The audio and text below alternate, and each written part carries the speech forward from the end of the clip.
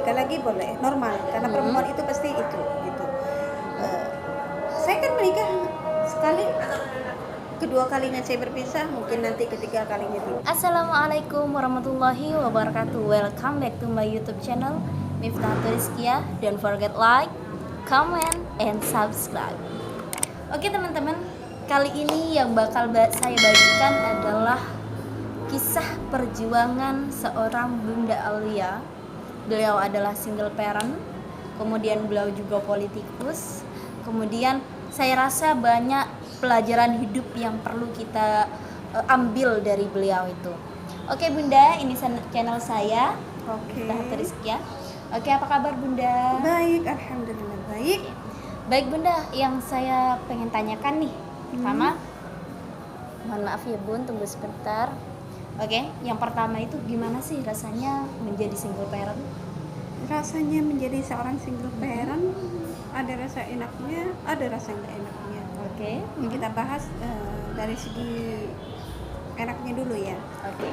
Gini. Suka-suka lah Bun, dari enaknya, dari nggak enaknya juga nggak apa-apa. Yang penting ini kan Jadi, pelajaran. Single parent dari untuk enak. Sebenarnya gini, ketika kita flashback dulu ke belakang ya, ketika kita berumah tangga, pengennya sih untuk menjalin hubungan suami istri, otomatis pastiin sakinah mawaddah Warahmah, sakinah mawaddah warahmah. Nah, Di ya. channel saya sebelumnya ya guys, tips sakinah mawaddah warahmah. Tapi kembali lagi, siapa sih yang ingin menjadi seorang single mom, janda, single mom, hidup sendiri? Iya. Siapa sih? Nggak ada perempuan di dunia ini yang ingin seperti itu. Tapi ketika menjalin hubungan suami istri sudah tidak ada apa istilahnya, Nggak nyambung nggak gitu. nyambung, tidak ada kepercayaan, karena pasti ada sebuah pilihan. Ketika memilih sesuatu untuk menjadi single parent atau single mom yang mempunyai seorang anak, bukan hanya seminggu 2 minggu. Prosesnya itu, saya itu untuk mencapai ke titik itu dari 2011 itu sudah mulai percekcokan rumah tangga. Kalau boleh Dengan tahu Bunda nikah 2000 berapa? 2009 akhir Desember. 2009, kemudian 2011 itu sudah ada konflik. Iya, sudah punya anak itu, sudah anak kecil. Baru titik konfliknya itu pas terbesarnya itu 2015 memutuskan bercerai. bercerai. Bukan itu lagi, bukan langsung bercerai, tidak. Oke, Jadi prosesnya mulai dari tempat tinggal orang tua sehingga saya mengikuti tempat tinggal suami. Maksud dan hatinya saya itu untuk apa ya, supaya kenapa saya mengikuti, barangkali prinsipnya itu berubah. Jadi intinya barangkali kalau saya ikut ke sana itu berubah dan kembali seperti awal semulanya. Sebenarnya itu faktornya bukan karena saya berbicara dengan suami, itu bukan karena, maaf tanda kutip, karena perselingkuhan atau tidak. Karena apa, Tapi Bu? karena faktor istilahnya kesalahpahaman, mungkin prinsip lah, terprinsip. Karena dalam hidup saya, kalau mencintai saya otomatis harus mencintai keluarga saya. Itu intinya. Subhanallah. Jadi intinya, Ini bagus banget ya teman-teman. Terus jadi Bun? intinya orang tua itu. Jadi Wow. ke orang tua, karena saya pernah mendengar bahwasannya orang tua itu kan ada 3. Ada orang tua sendiri, ada mertua, dan juga ada guru. Ya, kita ini 3 ini yang perlu kita hormati. Jadi intinya memang kalau perempuan itu haknya seorang suami, tapi kembali lagi karena apa ya, ketika saya ingin sudah mengabdi, tapi tetap ada sesuatu yang menjengkel dan tidak bisa suka, ditoleran. tidak toleransi. Terus untuk apa mempertahankan pernikahan ini, kan seperti itu. Jadi intinya kalau tetap dilanjut, tetap seperti itu. Sudah diikuti kan? Sudah dari awal sampai dari rumah sebelumnya sehingga mengikuti rumah suami, suami, di mana ikut suami, ya, misalnya. suami di mana di situ faktornya individual. Kan kebetulan saya orang sosial, saya nggak bisa individual. Saya, kamu, saya tidak bisa seperti itu. Mungkin dari situ. Jadi saya lebih memutuskan untuk berpisah. Tidak mudah, tidak langsung bahagia, tapi saya cuma gini, kalau memang Tuhan berkehendak, kalau ini jalan yang terbaik buat saya, ya udah saya lepas gitu. Jadi saya buktikan sama mantan suami, anak saya nggak pernah dinafkahi, saya pun nggak ada nafkah. Untuk saya pribadi, saya buktikan bahwa tanpa laki-laki apapun saya juga bisa untuk menghidupi anak saya gitu. Sampai sekarang sudah alhamdulillah sudah besar. Jadi gitu ya guys. bahwa wanita itu bisa menghidupi seorang anak tanpa laki-laki. Sekali kalian menyakiti wanita, maka dia akan lebih beribu-ribu kali akan menunjukkan bahwa dia bisa pada kalian. Jangan pernah sakiti wanita. Oke, terus Bun, ini kan saya pernah dengar ya Bun ya. Kalau Bunda ini kan memang background keluarga Bunda ini kan di politikus. Kalau boleh tahu kan, kalau nggak salah nih ya Bun, ayah Bunda itu kan menjabat di DPR dari 2009 sampai lengser 2015. Enggak, 2004, Oh, dari 2014. 2000 Jadi 2 periode. 14. Oh, jadi 2 periode Iya, betul sekali. di partai Golkar kalau nggak salah ya. Iya, dari Oh Golkar. iya. Jadi ayahnya Bunda ini teman-teman itu di 2 periode di Partai Golkar menjabat sebagai anggota DPRD. Lalu Bunda nih yang saya tanyakan nih ya.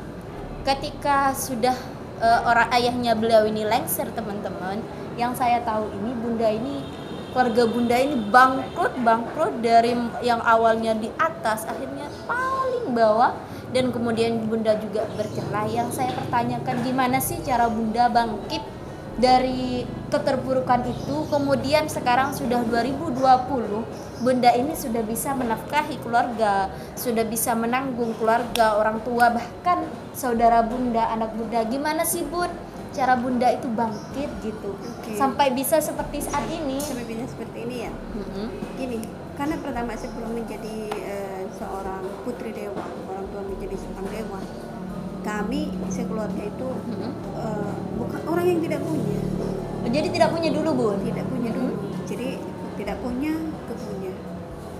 Kalau untuk mengatasi itu, jadi bagi saya itu nggak sulit, tidak sulit sama sekali, karena memang pernah di bawah, di atas, di bawah. Itu namanya sudah kehidupan. Jadi intinya gini, kita sebagai manusia, sebagai ini ya, sebagai wanita, apalagi single mom, pada waktu itu orang tua saya kalah, saya bercerai, udah jadi campur aduk. Cuman saya punya komitmen seperti ini.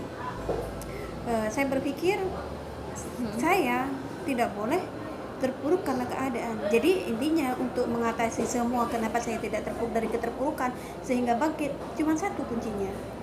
Ketika pemilihan cuma ada 2, menang atau kalah. Jadi kedua-duanya harus siap. Oke, menang atau kalah. Jadi kita harus siap dalam hidup, 2 pilihan, menang atau kalah. Kalian pilih yang mana? Kalau saya pilih yang menang. Terus Bun? Jadi intinya harus dua-duanya itu kita harus punya keyakinan sebelum melangkah menjadi seorang dewan, menjadi seorang pemilu, menjadikan mencalonkan suatu pilkada. Jadi kita harus punya 2. Kalau kita tidak menanamkan 2 modal ini, bisa-bisa stres, bisa-bisa masuk rumah sakit jiwa, bisa-bisa gantung diri gitu. Iya, Jadi intinya harus dua-duanya harus siap. Berarti harus punya mental kuat ya, iya, Bun? harus kalah menang. Oke, Kalah betul. alhamdulillah. Bagus. Kalah diterima apa adanya, menang alhamdulillah. Karena itu 2. Jadi pasti tidak mungkin kan sebuah pilkada dua-duanya itu dipilih, pasti salah satunya. Oke. Gitu. Untuk mencapai itu ya gimana ya? Susah sih. Nggak bisa diceritakan. Seperti itu. Kenapa sampai saya lepas dari keterpurukan? Saya cuma berpikir seperti ini. Kita itu yang berlalu biarlah jadi berlalu. Jadi belajar. Tidak boleh menoleh ke belakang. Jadi kalau kita selalu menoleh ke belakang itu namanya kita mundur. Jadi kita tetap berjalan terus sampai kita ketemu dengan titik aman, titik sukses di situ. Jadi enggak mudah. Jadi kalau orang-orang kalah langsung seperti itu, berarti kurang mensyukuri. Sebenarnya itu istilahnya itu tidak siap. Kalau kita siap enggak kok. Memang kalah iya, kecewa iya, tapi kembalikan lagi ke takdir kita. Usaha boleh, kerja keras boleh, mental boleh, yang terakhir tetap kembali pada takdir ya. Takdir, kita sudah berusaha semaksimal mungkin, kalau belum bagaimana? Gitu. Ada untung ruginya juga, ada bahagianya, ada tidaknya. Walaupun jadi mantan, tapi tetap nama itu tetap melekat. Jadi tetaplah alhamdulillah tetap sampai sekarang masih tetap punya jalur untuk kesini gitu, untuk mau ngapain. Seperti itu. Di situlah.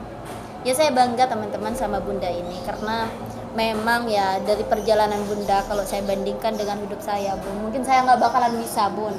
Apalagi waktu itu ya secara ya kita sudah berapa 10 tahun ya hidup dengan segala kemewahan itu 10 tahun, dan kemudian ketika tiba-tiba lengser, tidak punya apa-apa, semuanya dijual, dan kemudian berpisah dengan suami, saya rasa kalau saya waktu itu pasti down. Cuman bunda ini hebat teman-teman, dia tetap memilih berjuang, memilih maju. Dia tetap memilih maju untuk, dia tetap memilih maju untuk membantu seluruh keluarganya, anaknya, orang tuanya, kemudian saudaranya. Iya. Jadi itu teman-teman. Kemudian bunda, satu lagi pertanyaan, harapan bunda buat anak bunda, Janeta Amalia. Untuk harapan untuk anak saya, karena saya single mom, saya itu cuma satu pesan saya, harapan untuk anak saya sekiranya dia tidak menjadi saya. Harus lebih baik ya bun? Harus lebih baik, karena kalau memang gini loh, bercerai mungkin untuk jadi single mom hanya orang-orang yang tertentu yang bisa mampu melaksanakan itu, memenuhi itu. Kadang-kadang kita itu kalau orang yang nggak mampu untuk menjadi single mom, wah down banget. Kenapa sendirian kan? Gitu. Jadi harapan anak saya semoga tidak seperti saya, itu tidak menjadi single mom. Mudah-mudahan nanti kedepannya anak saya menjadi lebih baik daripada saya. Intinya kan seorang ibu itu menginginkan anaknya jadi yang terbaik, lebih baik lagi daripada saya. Seperti itu. Yang terakhir bun, bunda pengen nikah lagi nggak? Bunda, kira-kira bunda pengen nikah lagi nggak ya guys? Pengen normal. Boleh tapi, tahu kriterianya bun? Intinya Biar kriterianya, penonton juga tahu nih. Saya ingin menikah lagi boleh, normal. Karena perempuan itu pasti itu. Gitu. Saya kan menikah sekali, kedua kalinya saya berpisah, mungkin nanti ketiga kalinya tidak. Kriterianya itu orangnya baik, bisa menerima aku apa adanya, jadi menerima kelebihan kekurangan keluarga, terutama anak saya. Jadi kalau memang bukan untuk anak saya, dia tidak menerima, jauh-jauh laki-laki, seperti itu intinya kriteria. Yang pertama keluarga dan anaknya, Iya. Bisa nerima keluarga dan anak. Saya Terus menerima, ada lagi bun kriterianya bun? ya itu aja, orang Indo atau Kalau orang luar. ini orang Indo apa orang luar? Saya lebih suka orang luar. Oke, lebih suka orang luar ya. Terus kiai apa tokoh masyarakat atau politikus? Saya lebih memilih kiai politikus. Kiai politikus guys, mau diambil semua sama bunda guys. Oke, itu aja video kali ini, semoga bermanfaat dan bisa ngambil pelajaran buat kalian. Akhir, assalamualaikum.